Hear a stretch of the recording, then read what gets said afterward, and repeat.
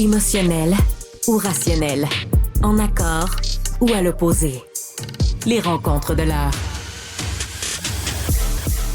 Un nouveau sondage Léger Québécois nous démontre l'état actuel des forces au niveau des intentions de vote au provincial. Si Paul Saint-Pierre Plamondon recule comparativement au dernier sondage en perdant 2 points pour se maintenir donc à 32 %, 22 % pour la CAQ, 17 % pour les libéraux, c'est surtout la dégringolade de Québec solidaire qui retient l'attention avec 12 %. C'est un recul de 2 en l'espace d'un mois et de 6 en l'espace d'un an. Yasmine, Marc-André, bonjour à vous deux. Bonjour. Allô, allô? Alors, on va prendre le temps de décortiquer tout ça, mais Yasmine, quand même, c'est une chute marquée pour Québec solidaire, là. On est en train de perdre l'électorat. C'est sûr, avec les dernières semaines, là, puis la chicane par médias interposés, puis par lettres ouvertes interposées, là, il n'y a rien là-dedans qui attire un électeur. Il n'y a rien là-dedans qui se dit, ben oui, c'est quoi, c'est un bon parti, là, puis moi, je vais aller appuyer Québec solidaire. Moi, je me demande, est-ce que c'est ce que recherchait la frange révolutionnaire là, de Québec solidaire qui est en train de taper sur Gabriel Nadeau-Dubois? Parce que si c'est ça, mission accomplie. On peut pas non plus tout, tu sais, ce serait trop facile de dire que c'est toute la chicane qui mène à ce résultat qui est pas très reluisant pour Québec solidaire. Il y a aussi, on le sent là depuis quelques mois, que Québec solidaire a de la misère à percer, même en chambre à l'Assemblée nationale. Là, ils sont beaucoup moins performants. Il y a encore quelques mois, à peu près un an, on disait que le vrai chef de l'opposition, c'était Gabriel Nadeau-Dubois. C'était celui qui était capable de tirer vers lui, là, puis d'aspirer l'oxygène dans la pièce. Plus aujourd'hui, on peut pas dire ça aujourd'hui, il est relativement absent, peut-être qu'il use de prudence parce que à être trop sous les feux de la rampe, ça lui attire des problèmes avec sa gang, mais toujours est-il que cette stratégie-là ne fonctionne pas pour Québec solidaire, cette chicane ne fonctionne pas, puis à voir si ça va chez le PQ. Mais on voit maintenant que c'est chez les libéraux qui récoltent 2 % dans les intentions de vote. Rien de positif pour Québec solidaire. À voir si c'est une tendance ou si c'est juste un sondage qui est ponctuel et que les choses vont se remettre à l'ordre. Marc-André, comment tu vois ça, toi? C'est sûr, pour M. Nadeau-Dubois, ça arrive à un très mauvais moment, là, à 10 jours là, du Conseil national à Saguenay, après les histoires, là, comme Yasmine, tu fais référence, là, des lettres 40 pour, 80 contre. Moi, j'attends la lettre à 120. Là. Fait que là, c'est ça, sans doute la prochaine lettre. Qui dit mieux? On va se voir dans les médias. Fait que c'est pas bon pour M. Nadeau-Dubois. Ça arrive à un très mauvais moment. Mais également, là, c'est sûr que, tu sais, depuis hier, là, depuis 12 heures, c'est sûr qu'on parle beaucoup de GND, de Québec solidaire, avec tout ce qui se passe, avec les faits qu'ils perdent 6 points en 2 mois. Mais quand même, le Parti québécois, hein, bon, c'est une première baisse là, dans les intentions de vote. Je vais mettre ça de côté 2 secondes. Qui ferait le meilleur premier ministre, là? Le sondage d'hier, c'est la deuxième fois on voit une baisse du côté de Paul Saint-Pierre Plamondon. Et c'est une baisse quand même de 5 points en 2 mois. Là. Tu l'attribues à quoi? Il y a quelque chose. On a vu, hein, on a parlé beaucoup ensemble au cours des dernières semaines, là, des déclarations, tout ça, ses propos lors de son conseil à Drummondville. Après ça, ce qui s'est passé un peu en chambre. Donc, clairement, là, c'est plus le Paul Saint-Pierre Plamondon, là, des beaux jours là, de l'automne, du début de l'hiver. 5 points. C'est quand même significatif, là, passer de 32 à 27. Et on sait que la montée du PQ est attribuable à un facteur, c'est son chef. Donc, quand ça va un petit peu moins bien, et là qu'on prend un peu de recul, on est capable de regarder sur les 2 derniers mois. Tu sais, Paul Saint-Pierre Plamondon qui dit en entrevue, tu sais, qu'il voulait rester naturel, pas trop penser à qu'est-ce qui va se passer. C'est une lumière jaune, là, présentement. Tu baisses de 2 points. On se demandait c'est quoi leur plafond? Ben là, 32, 34, c'est pas mal ça. Puis lui, personnellement, quand le chef perd 5 points en 2 mois, t'espères que le prochain, tu te stabilises, là. Parce que tu peux pas perdre encore un autre 2 points. Puis après ça, un autre de 2 points. Tu veux que ça arrête, là. Donc, il y a une pente glissante, là, pour le chef du PQ, là. Mais là, Yasmine, bon, le PQ descend, la CAQ descend, QS descend, les libéraux montent, les conservateurs montent. Ben, ça démontre à quel point la population est un peu écœurée là, tu sais, de l'ambiance politique qu'il y a actuellement. Les libéraux n'ont même pas de chef là. La course n'est même pas Alors, l'effet commencée. Marc Il y a Marc Tanguay, Tanguay qu'on a. arrête. Ah non, c'est l'effet Ben, Marc L'effet on Tanguay. l'a pas. Il n'y a pas d'effet Marc Tanguay, là. Non? Wow, back. Je pense Non, pas qu'il y non, a un non, effet non. Marc Non, non. Tanguay là. Je OK. pense Non, que le monde. Eh, non. Est-ce que encore une fois c'est une tendance ou est-ce que c'est genre un one shot deal là que vivent les libéraux actuellement? Les prochains sondages vont nous le dire.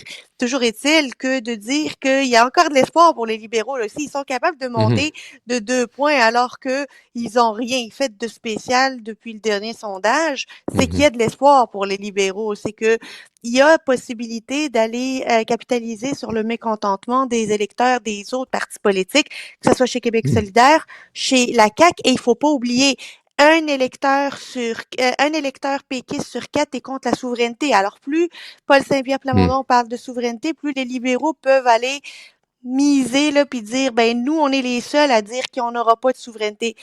Ça risque d'être intéressant même à la course au leadership parce que ça pourrait être un Mhm. gage de une remontée importante pour les libéraux. Mais je suis d'accord avec Marc-André en ce qui concerne le PQ. Là, on a vu un Paul Saint-Pierre Plamondon différent du Paul Saint-Pierre Plamondon qui a fait son Mhm. succès. Là, tu sais, là, il était comme beaucoup plus fâché, beaucoup plus pessimiste, beaucoup plus négatif. Mhm. Le monde l'aimait beaucoup parce qu'il était très positif, très posé, n'était pas soupolé. Là, ils ont fait beaucoup de jokes là-dessus. Est-ce que le fait d'avoir démontré Mhm. un peu d'émotion, puis d'être un peu soupolé et en train de lui coûter des intentions de vote, je pense que ça pourrait être ça la Mhm. réponse. Mais Alexandre, ce que le sondage d'hier et ce matin nous confirme, c'est qu'il y a une opportunité pour les libéraux, là. Même si on disait les libéraux sont morts, c'est fini, puis tout ça, puis là, qui va les présenter, c'est s'ils sont capables de recruter un chef qui a de l'allure, un bon chef, ils vont être capables d'aller chercher, d'augmenter le 17% de ce matin, là.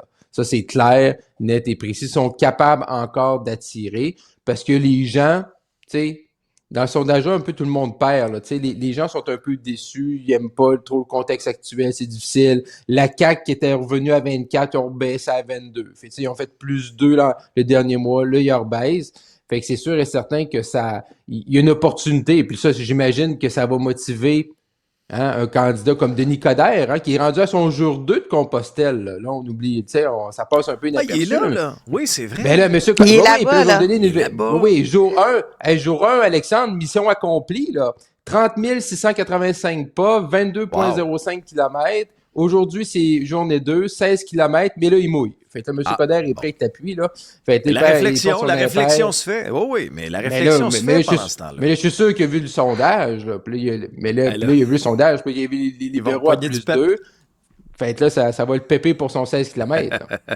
Ça, c'est clair. Hey, ça va mal dans le réseau de la santé, puis pas à peu près. Il y a eu une sortie quand même assez importante, que ce soit en Abitibi ou sur la Côte-Nord, où là, on s'inquiète de bris de service. Au cœur du débat, Marc-André, c'est l'utilisation, encore une fois, le recours aux agences privées. Est-ce qu'on a voulu couper les ponts trop vite avec les agences privées? Maintenant, qu'est-ce que doit faire Christian Dubé avec cette patate chaude-là? Ouais, mais là, c'est vraiment une patate chaude parce que je comprends que tout le monde a dit, ben là, le privé, les agences, ils se font de l'argent, puis là, il y a des gros, il y a des gros salaires, puis ils gagnent plus qu'une infirmière qui est dans le réseau public, puis tout ça. Mais faut croire qu'on était vraiment dépendant de ces agences-là, qu'il y avait vraiment un besoin, puis on avait besoin de faire appel à ces gens-là. Et là, tu as un gouvernement, M. Dubé, qui dit, moi, là, c'est fini. Là, il y a des nouveaux tarifs, puis en 2026, ça n'existera plus. OK. C'est comme quelqu'un qui va arrêter de fumer la cigarette et dit, OK, demain matin, c'est fini.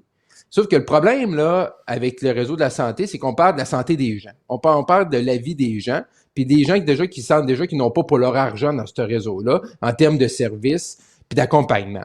Fait que là, le gouvernement, il dit, moi, c'est fini. C'est ça mon plan. Puis là, il y a comme un jeu de négociation, c'est sûr. Ces agences-là ne veulent pas disparaître, là, c'est normal. C'est la nature de la bête. Mais là, M. Dubé lui dit non. Fait que là, qu'est-ce qu'il fait? Est-ce qu'il va jusqu'au bout puis il s'entête pour vraiment qu'on n'ait plus besoin de ça, puis les agences n'existent plus, puis comme M. Dubé nous dit que les infirmières dans les agences privées vont revenir dans le public. Moi, j'ai un gros doute là-dessus. Moi aussi. Ou il est capable de s'adapter là-dedans. Mais là, est-ce qu'on va vraiment jusqu'au bout, là? Parce que là, on dit, si on lâche, ben là, on va encore garder les agences. c'est-tu tout ou rien? On est capable juste de négocier avec les agences, d'avoir des meilleurs tarifs, de faire en sorte, mais clairement, on en a besoin. Clairement, ces agences-là se sont créées il y avait une espèce de vide, des gens qui ont quitté le réseau, fait que dans le fond, ils voulaient encore continuer, mais à certaines conditions. Est-ce qu'on remet en question le fait que le gouvernement est un mauvais employeur, peut-être pour les infirmières et les infirmiers sur le plancher, sur le terrain? Mais clairement, c'est les gens dans ces régions-là. Puis là, il va y avoir d'autres régions. Là. Tu sais, en Outaouais, la situation est jamais évidente. Ça va être pareil au Saguenay-Lac-Saint-Jean, ça va être en Mauricie, ça va être un peu partout. Ou plus ça va aller dans les prochaines semaines, on va voir que les agences jouent un rôle vraiment important. On avait besoin de ces gens-là, mais là, présentement, on va aller jusqu'au bout. Et ce que jusqu'au bout, ça veut dire en sorte de faire en sorte que les gens sur le terrain, puis la population ait moins de services. Là. On va aller jusqu'au bout, Yasmine, mais en attendant, c'est les patients qui sont pris en otage. C'est les patients qui sont pris en otage. Puis oubliez pas là, le contexte dans lequel cette décision de retirer les agences s'est faite. Là. C'est dans un contexte de négociation des conventions collectives où on a jeté cette nanane-là au syndicat là, pour leur dire, regardez, vous l'avez demandé qu'on enlève les agences là, parce que ça vous nuit, là, fait que regardez, on va les abolir. Christian Dubé l'a dit en commission parlementaire. Il l'a dit à la représentante de la FIC, c'est à votre demande, puis j'ai exaucé votre demande. Alors, c'est une demande des syndicats qui a été exaucée, mais maintenant, le problème, c'est que on peut pas reprocher à des groupes que l'on veut couper de ne pas faire assez pour nous sauver les fesses quand on est mal pris, là. Là, la question, c'est assez fou. Comment le gouvernement, c'est quoi le plan du gouvernement d'ici 2026? Parce que moi, je le vois pas nécessairement, c'est quoi le plan du gouvernement. 2026, quand on va tirer la plug, là, on va dire quoi au monde de l'Abitibi? On va dire quoi au monde de Nord du Québec? Et là, tout d'un coup, les agences, c'est la fin du monde. Pourquoi on les a érigés en des ennemis du ministère de la Santé alors qu'ils viennent combler des besoins qu'on ne savait pas comment combler autrement, là? Si on le savait comment combler autrement, là, les agences n'auraient même pas existé ici au Québec. Or, aujourd'hui, il s'agit de la santé de nos concitoyens qui vont voir des lits fermés, des services en moins, parce que le gouvernement a une idéologie. Le gouvernement a décidé qu'il allait fermer le travail aux agences et qu'il allait leur serrer la vis.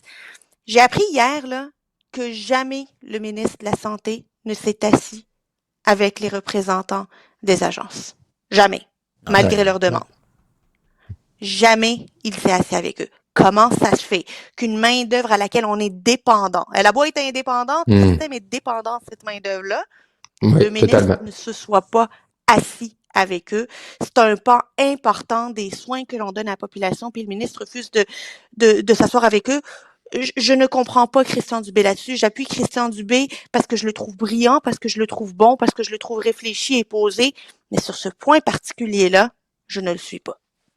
Fédéral, Marc-André, l'ingérence étrangère, ça a été vraiment au cœur de l'actualité avec la commission là-dessus, le rapport préliminaire de la commissaire Marie-Josée Hogg qui soulignait quand même que les assemblées d'investiture peuvent être des portes d'entrée pour les États étrangers, mais malgré tout ça, Marc-André, le Parti libéral du Canada n'a pas l'intention de modifier ses règles en ce qui concerne les assemblées d'investiture. Est-ce qu'ils font une erreur?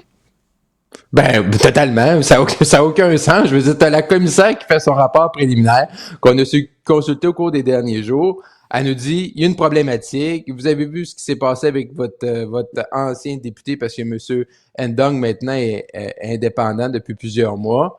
Vous devez changer. C'est une espèce de façon d'entrer, d'ingérence. Parce que les libéraux, puis c'est encore le cas ce matin, j'ai vérifié sur leur site web, là, se targuent d'avoir le parti le plus ouvert et tout ça. Oui. Moi, j'ai rien. Là, je veux dire, faut que tu sois un parti ouvert. Mais là, c'est quasiment un appel à, en plus, de venez-vous-en, là, venez vous ingérer dans notre processus parce que la commissaire dit une problématique. Et là, les représentants du Parti libéral nous disent on changera pas. Hey, allô la Terre, là. Réveillez-vous, là. Je veux dire, tu sais, vous savez tout ce qui s'est passé en 2019. Vous avez décidé, même vous avez été avisé par les services de renseignement durant l'élection sur votre candidature par rapport à Ndong, qu'il y avait eu des problèmes, au moins il y avait des gros enjeux par rapport à l'investiture. Ce qui s'est passé là, tout ce qui s'est passé depuis ce temps-là, M. Trudeau a perdu beaucoup de crédibilité, d'appui à cause de ça dans les sondages. Là, tu arrives la commissaire, tu as un rapport préliminaire. Puis là, 2 semaines après, tu dis non, nous autres, on ne change rien, tout est beau. Fait que, tu Les sais, babines vraiment ne là, suivent tu pas dis, les OK. bottines. Hein, Ben non, mais tu sais, Yasmine? rendu là, tu dis, arrangez-vous, là.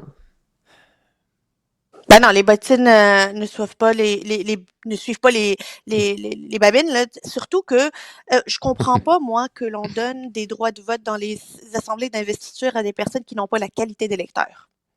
Me semble que la qualité d'électeur, répondre à avoir 18 ans, être un citoyen canadien, ça fait partie de la démocratie. La voter, là, ça fait partie de vivre une citoyenneté. Or, on ouvre ça à des étudiants, on ouvre ça à des personnes, à des étudiants temporaires, là, des étudiants internationaux qui n'ont rien à voir, qui vont même pas rester au Québec, qui n'ont pas le statut d'électeur. Cette ouverture-là, là, c'est pas de l'inclusivité, là. Mm. C'est pas de l'inclusion. Cette question-là, c'est ouvrir la porte à des risques, à avoir des personnes qui viennent pour des leitmotifs qui sont pas dans l'intérêt du Canada, de venir jouer dans la démocratie canadienne. Pourquoi ne pas juste avoir les mêmes critères que pour voter dans une élection? Avoir la qualité d'électeur, tout simplement. Ça prend pas la tête à Papineau. C'est un très bon point. Yasmine Marc-André, merci à vous deux. Bye-bye. Bye bye.